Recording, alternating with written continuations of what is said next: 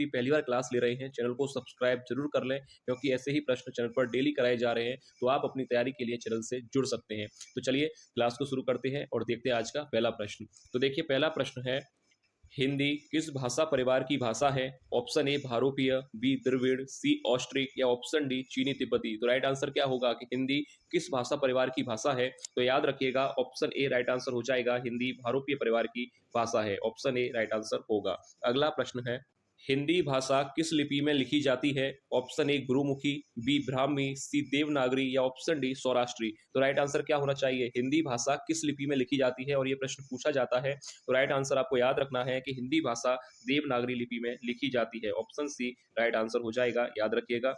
अगला प्रश्न है, वर्तमान हिंदी का प्रचलित रूप क्या है? Option A Awadhi, B Brajbhasha, C Khadi Boli या ऑप्शन डी देवनागरी। तो राइट आंसर क्या होगा कि वर्तमान हिंदी का प्रचलित रूप क्या है? तो याद रखिएगा ऑप्शन सी राइट आंसर हो जाएगा, खड़ी बोली। वर्तमान हिंदी का प्रचलित रूप खड़ी बोली है, तो ऑप्शन सी राइट आंसर होगा। अगला प्रश्न है, भारतवर्ष में हिंदी को आप किस वर्ग में रखेंगे? ऑप्शन ए राजभाषा, बी राष्ट्रभाषा, सी विभाषा या ऑप्शन डी तकनीकी भाषा। तो राइट आंसर क्या होगा? भारतवर्ष में हिंदी को किस वर्ग में रखा जाएगा? तो देखिए राइट आंसर होगा ऑप्शन ए राजभाषा। भारत में हिंदी को राजभाषा का दर्जा दिया गया है। और अगर आर्टिकल आपसे पूछा जाए तो याद रखिएगा आर्टिकल 343 के अनुसार भारत की राजभाषा हिंदी है, याद रखिएगा। अगला प्रश्न है, भारतीय संविधान में किन अनुच्छेदों में राजभाषा संबंधी प्रावधानों का उल्लेख है? ऑप्शंस दिए गए हैं, तो राइट आंसर क्या होगा? परीक्षा के लिए इंपॉर्टेंट प्रश्न है और ये पूछा जाता है, तो ध्यान से इसका आंसर देखिएगा कि राजभाषा संबंधी प्रावधानों का उल्लेख किस आर्टिकल में है। तो याद रखिएगा ऑप्शन पहला ही यहाँ पर सही हो जाएगा, 343 से 351 तक। याद रखिएगा आर्टिकल 343 से 351 तक राजभाषा संबंधी प्रावधानों का उल्लेख किया गया है। अगला प्रश्न है, भाषा की सबसे छोटी इकाई है? ऑप्शन ए शब्द, बी व्यंजन, सी स्वर या ऑप्शन डी वर्ण। तो राइट आंसर क्या होगा? भाषा की सबसे छोटी इकाई किसे माना गया है? ऑप्शन डी राइट आंसर हो जाएगा, वर्ण को, याद रखिएगा। अगला प्रश्न है, वर्णमाला कहते हैं ऑप्शन ए शब्द के समूह को, बी वर्णों के संकलन को, सी शब्द गणना को या ऑप्शन डी वर्णों के व्यवस्थित समूह को। तो देखिए वर्णमाला किसे कहा जाता है? तो याद रखिएगा ऑप्शन डी राइट आंसर हो जाएगा, वर्णों के व्यवस्थित समूह को वर्णमाला कहा जाता है। और ये पूछा जाएगा तो ध्यान रखिएगा वर्णों के व्यवस्थित समूह को वर्णमाला कहते हैं। अगला प्रश्न है, वृक्ष पर पक्षी बैठे हैं, इस वाक्य में पर कौन सा कारक है? ऑप्शन ए संप्रदान, बी अपादान, सी कर्म या ऑप्शन डी अधिकरण। तो राइट आंसर क्या होना चाहिए कि वृक्ष पर पक्षी बैठे हैं। तो यहाँ पर आपको विभक्ति देखनी है, पर विभक्ति किसकी होती है? अधिकरण कारक की। तो ऑप्शन डी राइट आंसर हो जाएगा, याद रखिएगा कि वृक्ष पर पक्षी बैठे हैं वाक्य में अधिकरण कारक होगा।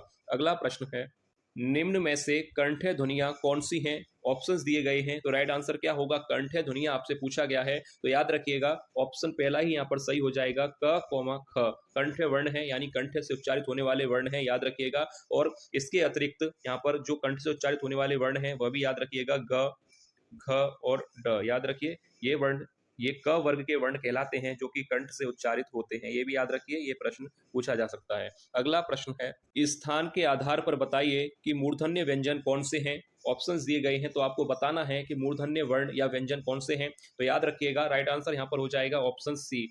याद रखिएगा यह वर्ण ड कोमा ढ मूर्धन्य वर्ण कहलाते हैं, मूर्धा से उच्चारित होने वाले वर्ण है। याद रखिएगा ग कोमा घ कंठ से उच्चारित होने वाले वर्ण है, ज कोमा झ तालु से उच्चारित होने वाले वर्ण है और प कोमा फ ओष्ठ से उच्चारित होने वाले वर्ण है, याद रखिएगा। अगला प्रश्न है, भाषाई आधार पर सर्वप्रथम किस राज्य का गठन हुआ? Option A Punjab, B Jammu Kashmir, C Rajasthan या ऑप्शन डी आंध्र प्रदेश। तो राइट आंसर क्या होगा? और ये प्रश्न हिंदी की परीक्षा के साथ साथ जीके की परीक्षा में भी पूछा जाता है कि भाषाई आधार पर सर्वप्रथम किस राज्य का गठन हुआ था। तो याद रखिएगा ऑप्शन डी राइट आंसर हो जाएगा, आंध्र प्रदेश राज्य का। याद रखिए आंध्र प्रदेश राज्य है जिसका भाषा के आधार पर सर्वप्रथम गठन किया गया था। अगला प्रश्न है, दो वर्णों के मेल से होने वाले विकार को कहते हैं? ऑप्शन ए संधि, बी समास, सी उपसर्ग या ऑप्शन डी प्रत्यय। तो राइट आंसर क्या होगा कि दो वर्णों के मेल से होने वाले विकार या परिवर्तन को क्या कहा जाता है? तो राइट आंसर होगा ऑप्शन ए संधि। याद रखिएगा ऑप्शन ए राइट आंसर हो जाएगा। अगला प्रश्न है, संधि कितने प्रकार की होती है? ऑप्शन ए 1, 2, 3 या 4। तो राइट आंसर क्या होगा कि संधि कितने प्रकार की होती है? तो याद रखिए ऑप्शन सी राइट आंसर हो जाएगा, संधि के 3 प्रकार होते हैं। और कौन कौन से होते हैं ये भी देख लीजिए। पहला होता है स्वर संधि, दूसरा होता है व्यंजन संधि और तीसरा होता है विसर्ग संधि। याद रखिएगा तीसरा होता है विसर्ग संधि। तो संधि के कितने प्रकार हैं? 3 प्रकार हैं, स्वर, व्यंजन और विसर्ग। क्लियर है आपको? अगला प्रश्न है, जो धातु या शब्द के अंत में जोड़ा जाता है उसे कहते हैं। ऑप्शन ए समास, बी अव्यय, सी उपसर्ग या ऑप्शन डी प्रत्यय। तो राइट आंसर क्या होगा कि जो धातु या शब्द के अंत में जोड़ा जाए उसे याद रखिएगा कहा जाता है प्रत्यय। और यहीं पर प्रश्न अगर आपसे ये पूछा जाता है कि जो धातु या शब्द के आरंभ में जोड़े जाते हैं तो राइट आंसर होता उपसर्ग। याद रखिएगा, जो अंत में जोड़ा जाए वो प्रत्यय और जो आरंभ में जोड़ा जाए वो कहलाता है उपसर्ग। अगला प्रश्न है, दो अथवा दो से अधिक शब्दों से मिलकर बने हुए नए सार्थक शब्द को क्या कहते हैं। ऑप्शन ए संधि, बी समास, सी अव्यय या ऑप्शन डी छंद। तो राइट आंसर क्या होना चाहिए कि दो अथवा दो से अधिक शब्दों से मिलकर बने नए सार्थक शब्द को समास कहा जाता है। ऑप्शन बी राइट आंसर हो जाएगा, याद रखिएगा। अगला प्रश्न है, समास का शाब्दिक अर्थ होता है। ऑप्शन ए संक्षेप, बी विस्तार, सी विग्रह या ऑप्शन डी विक्षेप। तो राइट आंसर क्या होगा कि समास का शाब्दिक अर्थ क्या होता है। तो ऑप्शन ए राइट आंसर हो जाएगा संक्षेप। याद रखिएगा, समास का शाब्दिक अर्थ होता है संक्षेप या संक्षिप्तीकरण। अगला प्रश्न है, प्रख्यात में प्रयुक्त उपसर्ग है। ऑप्शंस दिए गए हैं तो राइट आंसर क्या होगा। प्रख्यात में उपसर्ग कौन सा होगा। सरल प्रश्न है, ऑप्शन ए ही राइट आंसर हो जाएगा। प्रख्यात में उपसर्ग होगा प्र। अगला प्रश्न है, वस्तु, स्थान, भाव या विचार के द्योतक शब्द को क्या कहते हैं। ऑप्शन ए संज्ञा, सर्वनाम, विशेषण या विशेष्य। तो राइट आंसर हो जाएगा, सरल प्रश्न है कि वस्तु, स्थान, भाव या विचार के सब द्योतक शब्द को क्या कहा जाता है। तो ऑप्शन ए संज्ञा कहा जाता है। ऑप्शन पहला ही राइट आंसर हो जाएगा। अगला प्रश्न है, व्युत्पत्ति के आधार पर संज्ञा के कितने भेद होते हैं। ऑप्शन ए 3, 4, 5 या 6। तो देखिए राइट आंसर क्या होगा कि व्युत्पत्ति के आधार पर संज्ञा के कितने भेद होते हैं। तो ऑप्शन पहला ही यहाँ पर सही हो जाएगा कि व्युत्पत्ति के आधार पर संज्ञा के 3 भेद होते हैं। अगला प्रश्न है, गमन शब्द को विपरीतार्थक बनाने के लिए आप किस उपसर्ग का प्रयोग करेंगे। ऑप्शन ए उप, आ, प्रति या अनु। तो राइट आंसर क्या होगा कि गमन शब्द है उसका विलोम शब्द हमें बनाना है। तो गमन का विलोम क्या होता है। गमन का विलोम होता है आगमन। तो यहाँ पर किस उपसर्ग का प्रयोग किया जाएगा। तो ऑप्शन बी राइट आंसर हो जाएगा आ का, क्योंकि गमन का विलोम होता है आगमन। अगला प्रश्न है, निर्वासित में प्रत्यय है। ऑप्शंस दिए गए हैं तो राइट आंसर क्या होना चाहिए कि निर्वासित शब्द में कौन सा प्रत्यय है। तो राइट आंसर हो जाएगा, सरल प्रश्न है, ऑप्शन डी इत प्रत्यय का प्रयोग किया गया है। अगला प्रश्न है, सूर्य शब्द का स्त्रीलिंग क्या होगा। ऑप्शन ए सूर्यानी, बी सूर्या, सी सूर्यागी या ऑप्शन डी सूर्यो। तो राइट आंसर क्या होना चाहिए, सूर्य शब्द का स्त्रीलिंग शब्द क्या होना चाहिए। तो ऑप्शन बी याद रखिए, ऑप्शन बी राइट आंसर होगा सूर्या। सूर्य शब्द का स्त्रीलिंग होगा सूर्या। अगला प्रश्न है, बुढ़ापा भी एक प्रकार का अभिशाप है। इस वाक्य में रंगीन छपे शब्द की संज्ञा बताइए। ऑप्शन ए जातिवाचक, व्यक्तिवाचक, भाववाचक या ऑप्शन डी इनमें से कोई नहीं। तो राइट आंसर क्या होना चाहिए, बुढ़ापा भी एक प्रकार का अभिशाप है। तो आपको बताना है कि बुढ़ापा किस प्रकार की संज्ञा है। तो राइट आंसर आपको याद रखना है कि बुढ़ापा ऑप्शन सी भाववाचक संज्ञा है। ऑप्शन सी राइट आंसर हो जाएगा। अगला प्रश्न है, जंगल में लगने वाली आग वाक्यांश के लिए एक शब्द क्या होगा। ऑप्शन ए जठरानल, बी दावानल, सी बड़वानल या ऑप्शन डी कामानल। और ये प्रश्न परीक्षा में पूछा जाता है कि जंगल में लगने वाली आग को क्या कहते हैं। तो याद रखिए, ऑप्शन बी राइट आंसर हो जाएगा दावानल। जंगल में लगने वाली आग को दावानल कहा जाता है।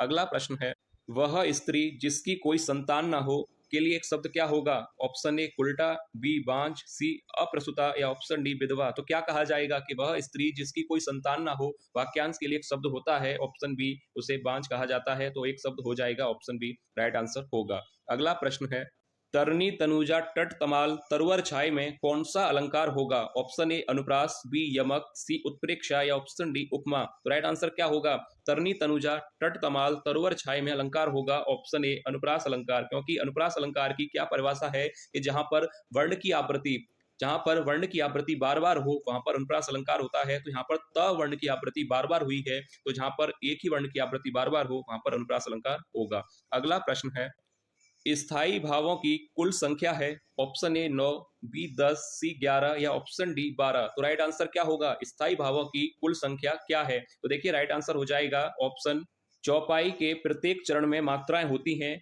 ऑप्शन ए 11, 13, 16 या 15। तो राइट आंसर क्या होगा कि चौपाई के प्रत्येक चरण में कितनी मात्राएं होती हैं। तो देखिए चौपाई से प्रश्न परीक्षा में पूछा जाता है। जो प्रश्न पूछे जाते हैं मैं बता दूं आपको। देखिए पहला प्रश्न बनेगा कि चौपाई कैसा छंद है। तो आपको याद रखना है कि चौपाई एक सममात्रिक छंद है। तो एक प्रश्न तो ये बनता है।